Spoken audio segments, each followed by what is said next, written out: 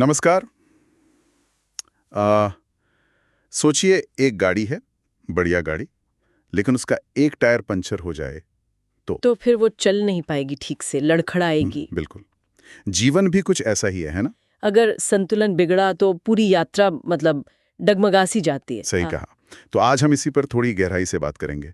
गौर गोपाल दास की एक किताब है लाइफ्स अमेजिंग सीक्रेट। हाँ, बहुत अच्छी किताब तो है। उसी से प्रेरणा लेकर हम जीवन में संतुलन और एक उद्देश्य खोजने के कुछ आसान व्यवहारिक तरीकों को समझने की कोशिश करेंगे।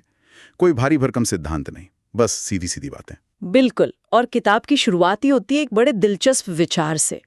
जीवन के 4 पहिए। चाय पहिए जैसे गाड़ी के होते हैं। हाँ, लगभग वैसा ही। ये जीवन के 4 अहम हिस्से हैं जो आपस में जुड़े हैं। पहला है हमारा व्यक्तिगत जीवन, मतलब हमारी सेहत, हमारी मानसिक शांति, अंदरूनी खुशी। ठीक है, सेहत और मन। और दूसरा पहिया? दूसरा है रिश्ते, हमारी परिवार, दोस्त, जिनके साथ हम जुड़े हैं।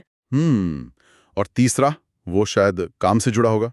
हाँ, तीसरा पहिया है हमारा कामकाज, करियर कह लें, या हमारी जो भी जिम्मेदारियां हैं, हमारा व्यवसाय। ठीक, व्यक्तिगत, रिश्ते, काम। और चौथा वो है जिसे हम अक्सर थोड़ा नजरअंदाज कर देते हैं, योगदान।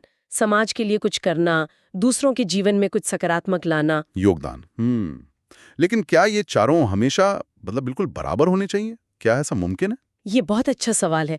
देखिए, किताब कहती है कि संतुलन का मतलब एकदम तराजू की तरह बराबरी नहीं है। अच्छा। हाँ, संतुलन का मतलब है स्थिरता। हो सकता है किसी दौर में करियर ज्यादा ध्यान मांगे, है ना? कभी परिवार। हाँ, ये तो होता है। लेकिन अगर कोई एक पहिया लंबे समय तक बिल्कुल ही कमजोर रहे, मान लीजिए काम जबरदस्त चल रहा है, पैसा भी खूब है, पर सेहत एकदम नीचे जा रही है, तो फिर पूरी गाड़ी भी लेगी। बिल्कुल। या रिश्ते बहुत अच्छे हैं पर आर्थिक तंगी बहुत ज्यादा है, तो वो अस्थिरता आ जाती है। किताब एक बहुत आसान सा तरीका बताती है। क्या? इन चारों क्षेत्रों को 1 से 10 के पैमाने पर खुद ही आंकें, ईमानदारी से, और देखें कि कौन सा पहिया सबसे ज्यादा कमजोर महसूस हो रहा है, फिर उस पर ध्यान दें। ये तो बड़ा प्रैक्टिकल तरीका है खुद को चेक करने का।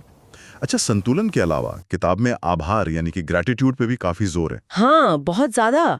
और ये जरूरी भी है, क्योंकि हमारी आदत होती है, इंसानी फितरत है कि जो गड़बड़ है या जो हमारे पास नहीं है, ध्यान वहीं जाता है। सही बात है, शिकायतें पहले याद आती है। बिल्कुल। पर आभार का मतलब सिर्फ अच्छी चीजों को गिनना नहीं है, ये मुश्किलों में भी कुछ सकारात्मक देखने की कोशिश है।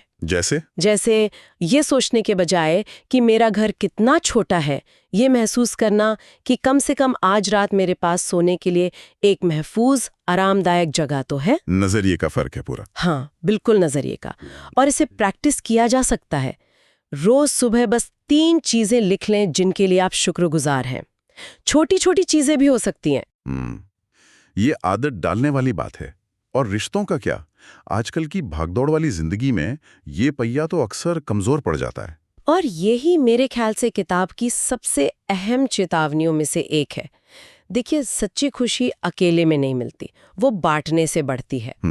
और अक्सर क्या होता है, लोग सफलता के पीछे भागते भागते जब ऊपर पहुंचते हैं तो एहसास होता है कि यार, बच्चे कब बड़े हो गए पता ही नहीं चला, या दोस्त पीछे छूट गए। हाँ, ये मैंने देखा है कई लोगों के साथ। तो किताब कहती है कि असली दौलत पैसा या शोहरत नहीं, ये रिश्ते हैं, और इन्हें सहेजने के लिए कोशिश करनी पड़ती है, जानबूझकर। जैसे हर हफ्ते अपने प्रियजनों के लिए कुछ क्वालिटी टाइम निकालना तय करके, फोन रखकर सिर्फ उनकी सुनना, उनकी तारीफ करना, छोटी छोटी बातों के लिए भी सुनना। हाँ, ये बहुत जरूरी है। अच्छा, एक और बात जो मुझे बहुत काम की लगी, वो थी अहंकार के बारे में। ओह हाँ, ईगो। ये मैं ही सही हूं वाली जो सोच होती है, ये कैसे हमें आगे बढ़ने से रोकती है? बिल्कुल। अहंकार और आत्मविश्वास में एक बहुत पतली सी लाइन है। विनम्रता का मतलब कमजोरी समझना एक आम गलती है। हाँ। जबकि विनम्रता का असली मतलब है ये मानना कि हाँ, मुझसे गलती हो सकती है, या मैं कुछ नया सीख सकती हूँ, या दूसरे का नजरिया भी समझने लायक हो सकता है। बहस में जीतने के बजाय समझने की कोशिश करना। एग्जैक्टली। या अगर गलती हुई है तो मान लेना, इससे रिश्ते खराब नहीं होते बल्कि और गहरे होते हैं। सही बात। और फिर आता है उद्देश्य का सवाल, पर्पस। क्या जीवन बस सुबह उठो, काम करो, खाओ, सो जाओ, यही है? किताब कहती है नहीं, बिल्कुल नहीं, जीवन इससे कहीं ज्यादा है। सिर्फ खाना कमाना सोना ही मकसद नहीं हो सकता, एक बड़ा क्यों होना चाहिए।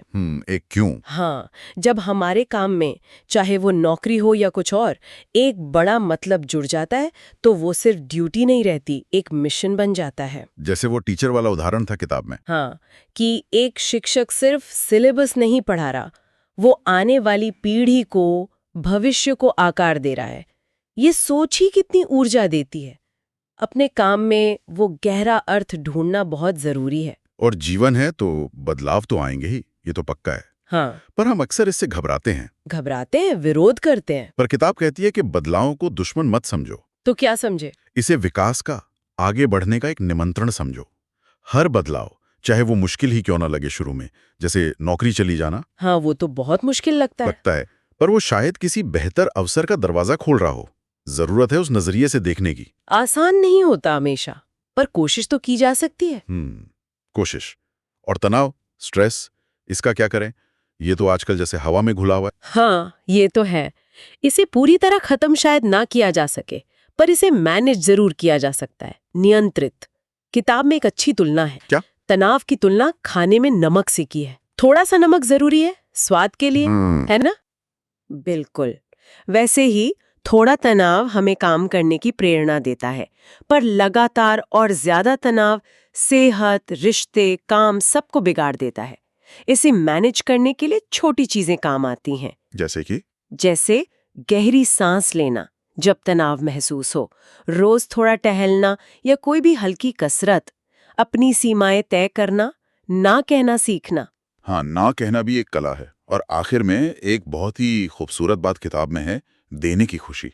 हाँ, जॉय ऑफ गिविंग, कि दुनिया में सबसे ज्यादा खुश लोग अक्सर वो होते हैं जो सबसे ज्यादा देते हैं। देना मतलब सिर्फ पैसा? नहीं, पैसा ही नहीं, अपना समय देना, अपना कोई हुनर किसी के साथ बांटना, या बस किसी के प्रति दया दिखाना, छोटी सी मदद करना।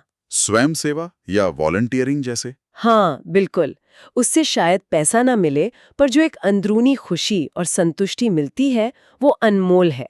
रोज बस एक छोटा सा दयालुता का काम करने का इरादा रखना भी बहुत बड़ा फर्क ला सकता है।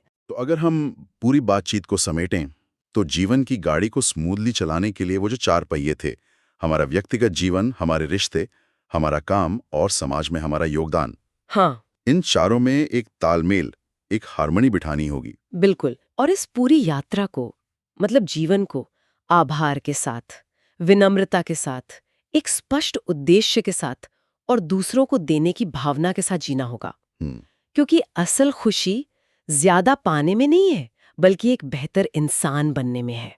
क्या बात है, ज्यादा पाने में नहीं, ज्यादा बनने में। बहुत खूब। तो हमारे श्रोताओं के लिए आज सोचने के लिए एक विचार छोड़ जाते हैं। आज अपने जीवन के इन 4 पहियों में से किस एक पर बस थोड़ा सा ध्यान देकर अपनी पूरी यात्रा को और बेहतर और संतुलित बना सकते हैं।